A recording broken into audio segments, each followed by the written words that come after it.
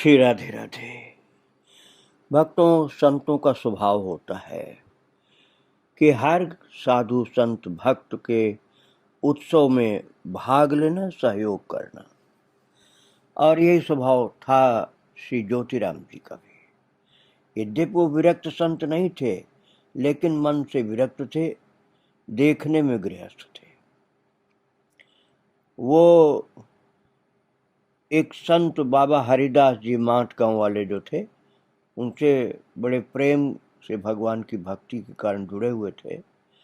तो बाबा हरिदास माट गांव वाले जो थे, उनमें माट गांव में बस्ती से बाहर यमुना जी के निकट एकांत में भजन कोठी में वो वास करते थे। और माट गांव में महाप्रभु के नाम और भक्ति के प्रचार में उनका भी एक विशेष योगदान था। तो श्री ज्योतिराम जी के परिवार में भी विधिवत ठाकुर सेवा पूजा प्रारंभ कराने में भी उनकी विशेष प्रेरणा थी। एक बार वे परिक्रमा के लिए गोवर्धन गए थे। मार्ग में ही उनकी तबीयत खराब हो गई और वो निचलीला में प्रवेश कर गए, और उनके चले जाने के संवाद ने समूचे माट गांव में शोक की लहर दौड़ा दी। महादेव मंदिर के श्यामदास बाबा तो फूट फूट करके रोने लगे। तो श्री ज्योतिराम जी बाबू ज्योतिराम जी ने उनकी स्मृति में महोत्सव संपन्न कराया और उपदेश भी किया और लोगों को उनकी महिमा भी बताई। उस अवसर पर रमन रेती से भी बाबा पधारे थे। और भक्तों, बाबा अर्थात संतों के सानिध्य में रहते रहते ज्योतिराम जी महाराज बिल्कुल संतों के रंग में ही लगे रहते थे। यहाँ तक कि जब इनका बेटा मोहन लगभग 10-11 वर्ष का था, तो रात को नित्य महादेव मंदिर में दीपक जलाने जाता था। तो एक बार वो नियम को टूट गया। एक दिन रात में स्वप्न देखा कि मैं दीपक लेकर के मंदिर में प्रवेश कर रहा हूँ। तो ज्योतिराम जी का बेटा मोहन चंद्र कहता है कि मैंने देखा स्वप्न में कि भोले बाबा क्रोधपूर्ण मुद्रा में बैठे और मुझे देखते ही बोले, भाग जाए यहाँ से, एक दिन आता है, एक दिन नहीं आता। तो मोहन चंद्र का कहना है कि मैं भयभीत होकर के दौड़ करके सामने के कमरे में बूढ़े बाबा परमानंद दास जी के पास गया। बोला, बाबा मुझे बचाओ, शिव जी नाराज हो गए। उस आंख खुल गई उसके बाद, और उनका कहना है कि मैंने सुबह यह स्वप्न सबको सुनाया। तो ज्योतिराम जी ने सुना तो बुला करके बोले, इसमें डरने की कोई बात भी नहीं है, ये तो बाबा की बड़ी कृपा है, नियम से दीपक जलाओ, इसका मतलब ये हुआ, तुम घबराओ नहीं। तो ज्योति बाबू जी कहते हैं कि बाबा और माँ की कृपा से इष्ट प्राप्ति अति शीघ्र होती है। विद्यापति चंडीदास माँ की कृपा से श्री कृष्ण भक्त बने। नरसिंह मेहता भी बाबा की कृपा से अर्थात भोले बाबा की कृपा से श्री कृष्ण की रासलीला के अधिकारी बने थे। वे शीघ्र ही प्रसन्न होते हैं, तभी एक नाम उनका है आशुतोष, मतलब जल्दी प्रसन्न होने वाला। महादेव मंदिर की अवस्था बड़ी जीर्ण थी। रमन रेती वाले बाबा अर्थात गौरांग दास जी बाबा भी इस बात को लेकर के दुखी थे कि भोले बाबा वर्षा के कष्ट पाते हैं, अर्थात मंदिर जो सही नहीं था, बरसात में पानी चला जाता था। तो ज्योति बाबू के प्रयासों से मंदिर का नवनिर्माण हुआ और उन्होंने ये बात बाबा को बताई तो वो बड़े सुखी हुए। और जो ज्योतिराम बाबू के बेटे मोहन चंद्र का कहना है कि न जाने कैसे एक बार मेरे मन में मूर्खता बस ये बात आई कि भगवत प्राप्ति तो हनुमान जी की कृपा से ही हो सकती है, अलग से गुरु कृपा की क्या आवश्यकता। तो उन दिनों हनुमान चालीसा का पाठ करते थे मोहन जी। तो अंतर्यामी बाबूजी को तुरंत उनका कहना है कि मेरी मूर्खतापूर्ण बात का पता चल गया। उन्होंने एक दिन मुझसे पूछा, क्या तुम्हें अपने मंत्र याद हैं? तो मोहन बोले कि मैंने कहा कि नहीं, मैं तो सभी मंत्र भूल गया। उन्होंने कहा, अब के वृंदावन मेरे साथ चलना। इसके बाद एक दिन वे मुझे बाबा के पास ले गए। उन्होंने बाबा से कहा, यह अपने मंत्र भूल गया है। बाबा मतलब गौरांग दास भक्त। तो बाबा के कहने पर बाबूजी ने वही मंत्र लिखे और बाबा को दिखाए। बाबा ने उन्हें देखकर कहा, हाँ ठीक है, अब ये याद कर लेगा। तभी से विशेष उत्साह से मंत्र स्मरण करने लगा, जप करने लगा, और वो मेरी मिथ्या धारणा बाबूजी और बाबा जी की कृपा के से सदा के लिए दूर हो गई। तो बाबा को माट आए बहुत दिन हो गए थे गौरांग दास जी महाराज को। सभी को बड़ी इच्छा थी कि बाबा एक बार माठ पधारें, और बाबा से निवेदन किया गया। उन्होंने अपनी सहमति व्यक्त कर दी। तो उसके अनुसार बाबूजी ने सन 1951 जनवरी फरवरी में बाबा को लीवा लाने के लिए ठाकुर हरि सिंह जी को तांगा लेकर के रमोडेती भेजा। उन दिनों गुरु भाई बाबा स्वरूप दास जी मोहनचंद्र जी कहते हैं कि हमारे यहाँ विराज रहे थे, और उस दिन हम सब लोग बड़ी प्रसन्नता से इंतजार कर रहे थे कि आज बाबा आएंगे, आज बाबा आएंगे। और मोहनचंद्र जी छत पर धूप में बैठे थे, तभी एक कौआ वहां आकर काऊ काऊ काऊ करने लगा। तो मैंने कहा, हमारे बाबा आ रहे हैं तो उड़ जा। वो तुरंत उड़ गया। उसने मानो बाबा के शुभागमन की पुष्टि कर दी, और मैं खुशी से चीख उठा कि बाबा आ रहे हैं, बाबा आ रहे हैं। तो मैंने बाबा स्वरूप दास जी से भी कहा कि अब बाबा का आना सुनिश्चित है। वे सुनकर बड़े प्रसन्न हुए। और शाम के समय हम भाई बहनों को पंडित राम हरि जी पढ़ा रहे थे कि तांगे की आवाज सुनाई पड़ी। देखा कि बाबा आ गए। बाबूजी ने अर्थात ज्योतिराम जी ने तुरंत ही पंडित जी से छुट्टी हम लोगों की करा दी, और नीचे उतरकर धीरे धीरे बाबा को तांगे से उतारा। बाबा के साथ उस दिन बाबा ब्रज किशोर अकेले ही आए थे, और 2-3 दिन बाद बाबा मनोहर दास जी भी आ गए।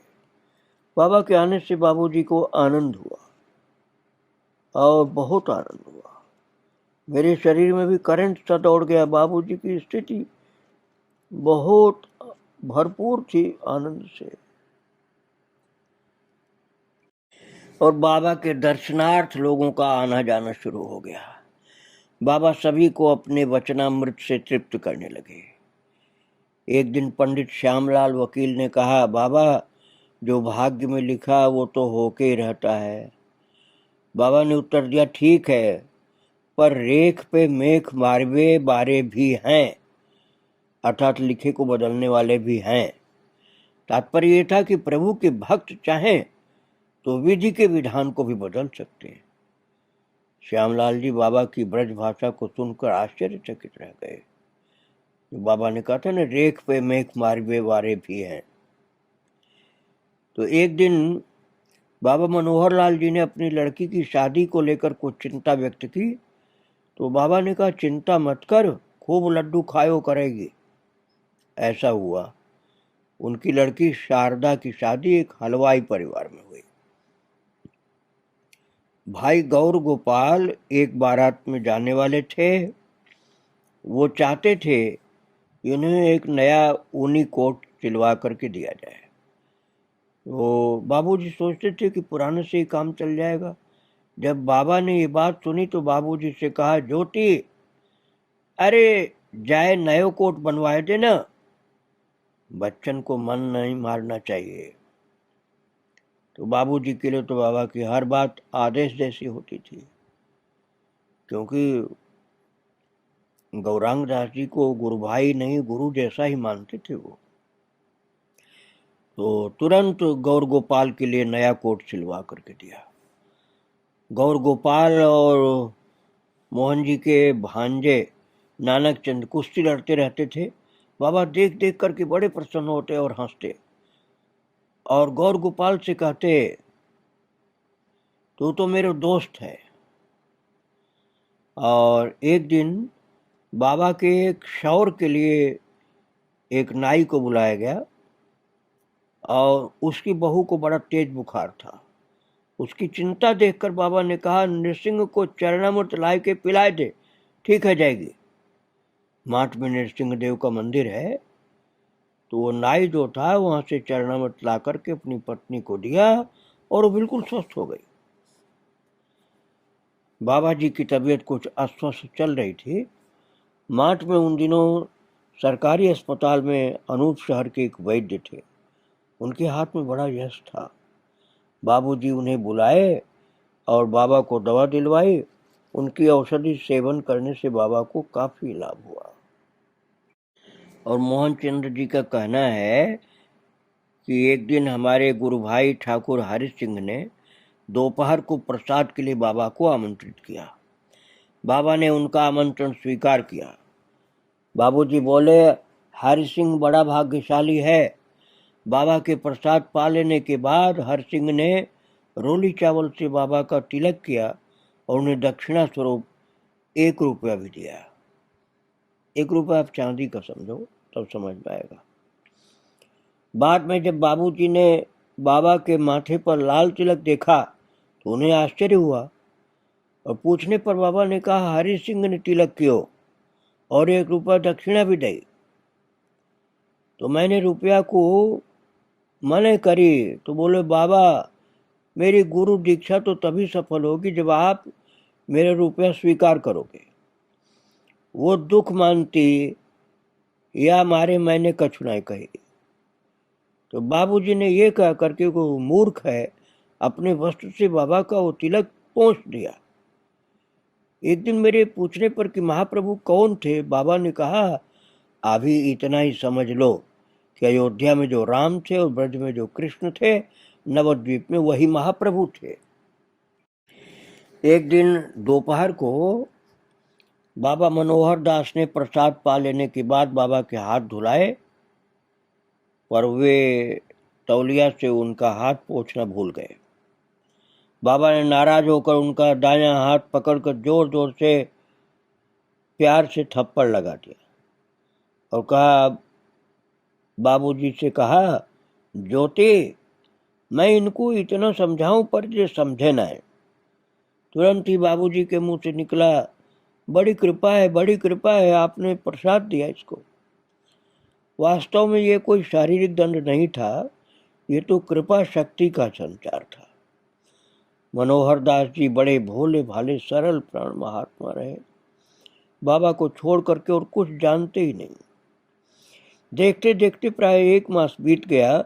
बाबा ने वृंदावन जाने की बात कही तो सारा वातावरण बदल गया। सभी आग्रह करने लगे कि कुछ दिन और रुक जाइए बाबा। पर बाबा ने सबको सांत्वना दी और कहा कि मैं दूर कहाँ जा रहा हूँ। अरे माठ से वृंदावन कितनी दूर है, यहीं तो जा रहा हूँ। मैं तो हमेशा ही तुम लोगों के पास हूँ। तो बसंत पंचमी आ गई थी, इसलिए एक दिन पहले ही बाबा ने माठ से जाने का निश्चय कर लिया। बाबूजी ने एक बड़े पात्र में बाबा के श्री चरणों को रख करके धोया और अपनी तौलिया से पोंछा। सभी ने भाव विवल होकर के अष्टपूर्ण नेत्रों से बाबा को तांगे में बैठाया। बाबा ब्रज किशोर और मनोहर दास भी बाबा के साथ बैठ करके चल दिए। कई दिनों तक बाबा का अभाव मन को दुख देता रहा। भक्तों, बहुत महान संत थे गौरांग दास जी। बड़े भाग्यशाली थे जिन लोगों को उनका सानिध्य मिला था। बाबा की हवेली में रहते एक दिन बाबूजी ने बाबा से कहा था कि माठ तहसील में कामकाज बहुत बढ़ गया है, आगे और भी कम होने की संभावना है, अब तो मथुरा जाकर रहना पड़ेगा। बाबा ने कहा कहूँ जाइबे की जरूरत ना है, यही सब ठीक है जाएगो। बाबा के कहने पर बाबूजी ने मथुरा जाने का संकल्प बिल्कुल छोड़ दिया और घर के खर्चे चलते रहे। एक बार की बात है भक्तों, ज्योतिराम बाबू ने बाबा गौरांग दास जी से कहा था, बाबा मुझे दीक्षा बाबा जी महाराज ने दी है, पर मैंने थोड़ा बहुत जो कुछ सीखा है वो आपसे ही सीखा समझा है, और दीक्षा तो आपने अपने गुरु जी से दिलवाई थी, रामदास बाबा से। मुझे आपके प्रति क्या भाव रखना चाहिए? दीक्षा दिया बाबा रामदास जी महाराज ने, आपके गुरुदेव ने, और सीखा समझा मैंने सब कुछ आपसे ही है, तो मुझे आपके प्रति क्या भाव रखना चाहिए, आप बताइए। तो बाबा ने थोड़ी देर शांत रहकर गंभीर भाव से उत्तर दिया, दो उनको एक करके मानियो, अर्थात तो उनको और मुझको बाबा ने कहा एक जैसा ही मानो। बाबूजी ने इसके बाद घर में रखे बाबा जी महाराज और बाबा के चरणामृतों को मिला करके एक शीशी में रख लिया और पूजा के समय नित्य उनका सेवन करते थे। कालांतर में जब बाबा जी महाराज के अप्रकट होने के 12-13 दिन बाद ही बाबा भी नित्य लीला में प्रवेश कर गए, तो बाबूजी ने बाबा के श्रीमुख की बात को इस प्रकार दोहराया था, वास्तव में दोनों एक ही थे, एक के बिना दूसरे नहीं रह सके। गुरुदेव के जाने के बाद,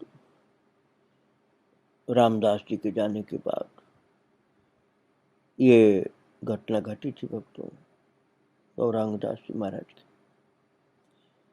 और एक बार ज्योतिराम जी ने अपने मन की व्यथा व्यक्त करते हुए बाबा से कहा था, बाबा आपने तो मुझे संसार में ऐसा डाल दिया है कि मैं गृहस्थ के बंधन में हो गया हूँ, अब भाजन साधन कहाँ मुझसे ज्यादा हो पाता है, अब आप ही बताइए तो अब मुझे क्या करना चाहिए। तो बाबा ने कहा, चिंता मत कर, अंत समय मैं तू, जो अंत समय आएगा उस समय तू मेरे ही पास रहेगा। और बाबूजी ने अपनी मनोव्यथा क्यों और किस भाव से कही थी वो तो बाबूजी जाने, लेकिन संदेह नहीं कि बाबा ने उन्हें उत्तर से एक बार पुनः अभयदान दे दिया था। वस्तुतः ज्योति बाबू अपने अंत समय में बाबा के पास थे। उनके अंतिम समय की मुख मुद्रा और हस्त एवं अधर संचालन की भंगिमा से ये पूर्णतः स्पष्ट था कि वे किसी अप्राकृत आनंद रस में डूब गए थे। एकमात्र बाबा की उपस्थिति ही उन्हें उस चरम काल में ऐसा अनिर्वचनीय आह्लाद दे सकती थी। बाबा के श्रीमुख की बात कभी किसी के संदर्भ में मिथ्या नहीं हुई। बाबा के साथ साथ बाबा जी महाराज का रहना भी स्वतः प्रमाणित होता है। श्री गुरुदेव सम्मुख थे तो इष्ट देव भी दूर नहीं थे। जही पर जही कर सत्य सनेहु, सोते मिलहिन कछु संदेहु। भक्तों, ज्योतिराम जी गृहस्थ भक्त थे, गृहस्थ संत थे, लेकिन संसार के प्रपंचों के बीच रहते हुए भी ऐसे जीवन व्यतीत करते थे जैसे जल में कमल का पत्र, और प्रभु की माया शक्ति ने उन्हें कभी स्पर्श नहीं किया। क्रोध आदि षड्रिप उनके जीवन में ऐसे पलायन कर गए थे जैसे सिंहनाद को सुन करके वन्य पशु छिप जाते हैं और दिनकर के उदय होने से अंधकार तिरोहित हो जाता है, ऐसे उनके अंदर से सब विकार भाग गए थे। ज्योति बाबू के जीवन में इस बात की सत्यता देखने को मिलती थी, जहाँ राम तह काम नहीं, जहाँ काम नहीं राम। और महाजन वाणी भी तो यही है कि किवा से करिते पारे, काम क्रोध साथ नहीं होते। यदि हो साधु जनार संग, अर्थात जो भगवान का भक्त है उसके अंदर विकार नहीं रह सकते हैं, वो विकारों से मुक्त हो जाता है। और मोहन जी कहते हैं कि हमें कहने में कोई संकोच नहीं होता कि गुरु कृपा से बाबूजी एक सिद्ध गृहस्थ भक्त थे। वास्तव में कंगाल वेश में एक बहुत बड़ी अप्राकृत संपदा के अधिकारी थे। उन्होंने अपने दैन्य और सादगी के आवरण में अपने यथार्थ स्वरूप को हमेशा छिपा कर रखा था, और वास्तविकता ये थी कि हर समय लीला चिंतन में ज्योति बाबूजी डूबे रहते थे। बाह्य स्वरूप से कहा जा सकता है कि साधारण गृहस्थ जैसे थे, लेकिन कोई अनुमान नहीं जल्दी लगा सकता था कि ज्योति बाबू क्या है। केवल संत लोग जान पाते थे कि ये अंदर से संत है। जिन भाग्यवान जनों ने ज्योति बाबूजी के साथ उठ बैठकर थोड़ा भी सत्संग किया है, वे उन्हें अवश्य समझ पाए। उनके संपर्क में आकर कितने ही लोग धन्य हो गए, कितने ही लोगों ने अपना जीवन उन्नत किया। वे स्वयं अपने को बड़ा दीन और अयोग्य समझते थे। कभी कभी तो ऐसा कहते, बाबा जी महाराज से अपना संबंध बताते हुए मुझे बड़ी लज्जा आती है, क्योंकि लोग कहते हैं कि तुम उनके गुरु भाई हो, तो मुझे लगता है कि नहीं, मैं तो उनके शिष्य जैसा हूँ, सब कुछ तो उनसे ही सीखा है, तो गुरु भाई कैसे शिष्य हूँ उनका। उसका कारण ये था भक्तों की भगवान श्री चैतन्य महाप्रभु ने कहा है ना, तृणादपि सुनीचेन तरोरिव सहिष्णुना अमानिना मानदेन कीर्तनीय सदा हरि। बिल्कुल इसी के स्वरूप थे जो महाप्रभु जी ने वाणी अपनी बोली है, इसी के स्वरूप थे ज्योति बाबू, और प्रतिक्षण भगवत चिंतन में व्यतीत होता था उनका। खाते पीते चलते फिरते हुए प्रभु के मंगलमय नाम को भूलते नहीं थे। चिंतन और जप उनका भगवान का ही चलता था। कोई उनसे बातें करता तभी हल्का सा व्यतिक्रम भले पड़ता हो, नहीं तो लगातार उनका भगवत चिंतन चलता रहता था। एक बार उन्हें किसी केस के सिलसिले में बाहर दौरे पर जाना पड़ा। लौटते समय तांगे में उनके साथ तहसीलदार चंद्रसेन शर्मा एवं कुछ अन्य लोग थे। तो तहसीलदार साहब ने उनसे कहा, बाबूजी अखबार में ही पढ़ लीजिए, कुछ समय कट जाएगा, अखबार पढ़ लीजिए। बाबूजी बोले, इसमें तो समय व्यर्थ जाएगा, समय कटेगा नहीं, समय व्यर्थ जाएगा। तो इस पर तहसीलदार साहब बोले, हाँ कहते तो आप ठीक ही हैं, लेकिन सबकी दृष्टि कहाँ ये होती महाराज। वस्तुतः बाबूजी तो ईश्वर चिंतन का सुयोग प्राप्त थे, तो उनके आगे समस्या ही नहीं थी कि समय कैसे कटे। उनका समय तो भक्ति में कटता था। और साधारण आदमी संसार में जो होता है वो कहता है कि अखबार पढ़ लो तो समय कट जाए, लेकिन बाबूजी तो अखबार पढ़ते नहीं थे। ज्योति बाबू वो भगवान के चिंतन में लगे रहते थे। अब भक्तों ये आप समझ लीजिए कि उनका परिवार था ब्रजमंडल के संत। ब्रजमंडल के संत लोग ही उनके परिवार के सदस्य थे। कहने के लिए तो उनके बच्चे थे और बेटा बेटी सब थे उनके पास, पत्नी थी, घर था, परिवार था, लेकिन उनकी जो आसक्ति परिवार में नहीं थी, संतों में उनका प्रेम भगवान की भक्ति के कारण था, और इसी में वो आनंदित रहते थे। कभी परिवार में आसक्त नहीं हुए। उनकी पवित्र चर्चा हम आगे फिर सुनाएंगे आपको। ज्योति बाबू अर्थात ज्योतिराम जी की चर्चावली आगे आप फिर श्रवण करेंगे। आज उनको और उनके सब संतों को, महाप्रभु चैतन्य देव को, बड़े बाबा को, भगवान को प्रणाम करके विराम दे रहा हूँ। श्री राधे राधे, जय श्री राधे।